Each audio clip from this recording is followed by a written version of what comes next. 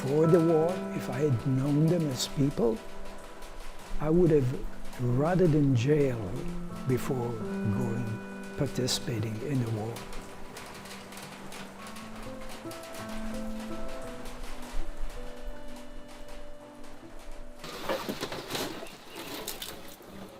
The haunting memory.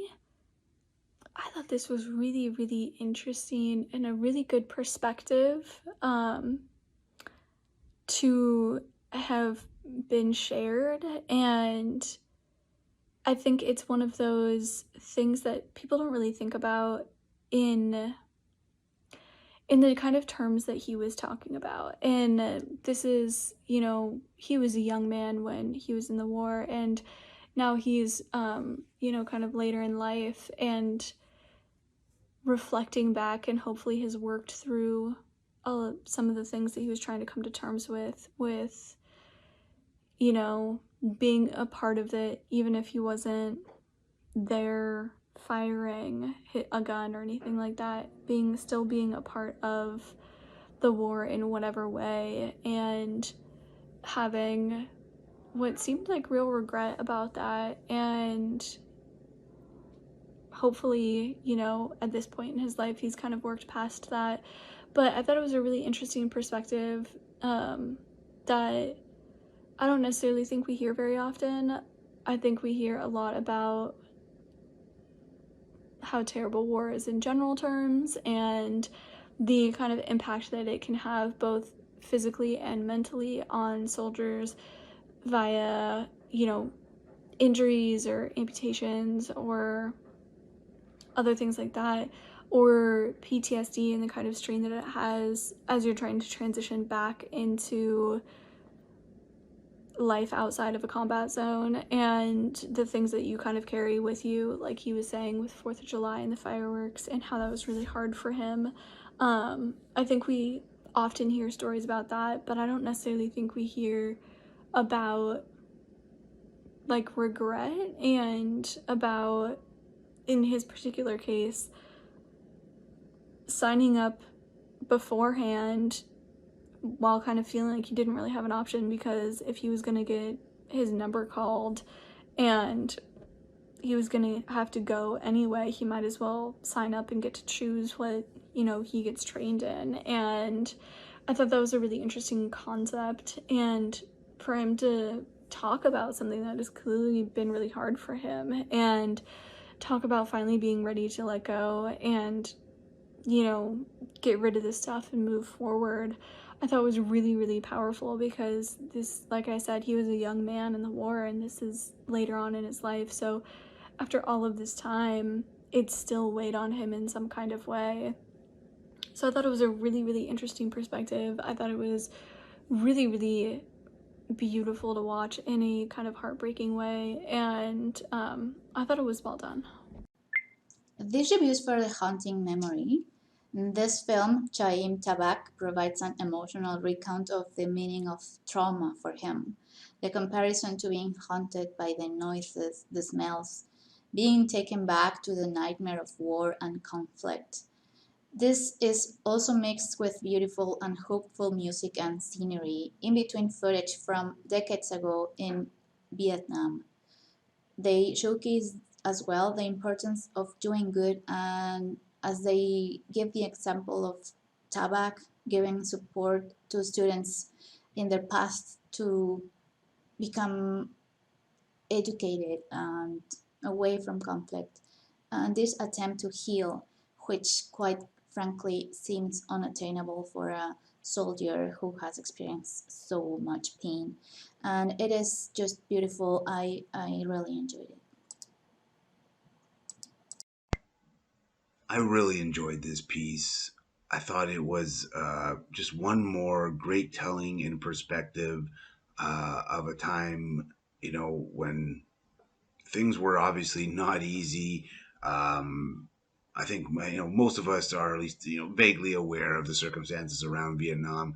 I always enjoy hearing these firsthand experiences, and this one was a special treat because we had slides to go with it, and there was a great mix of even 16 millimeter footage from the time.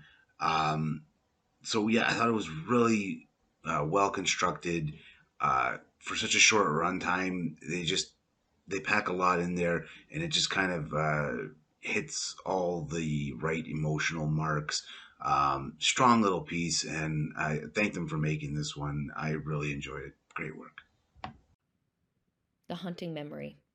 This piece really did unfold and unravel like a memory. Felt like snapshots brought to the present, and there's a slight dissonance in that, but also a hyper focus in the present moment. And those moments of a direct camera address was just crystal clear throughout.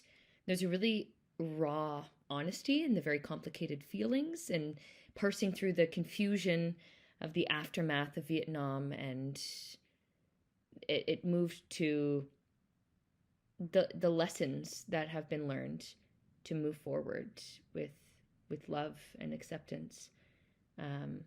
Really nice environment shots as well, interspersed, and the very peaceful musical score set the mood throughout, and that mood was for growth and peace in what was very difficult and chaotic. Really, really well crafted and important piece. Hey, I'm commenting on the short film The Haunting Memory.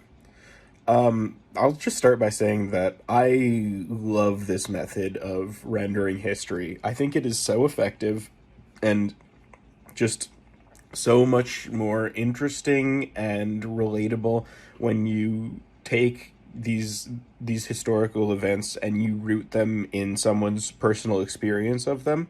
I think the fact that you got someone who was a like a primary witness to all of this, and someone with the first of all the emotional fortitude, but also the presence of mind to really examine his role in this conflict.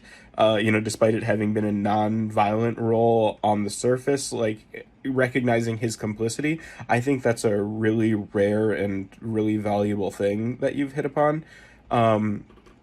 This put me in mind of the documentaries, The Act of Killing and The Look of Silence, and sort of similar to that, I thought it was really cool to see the way that he's sort of channeled these emotions he has about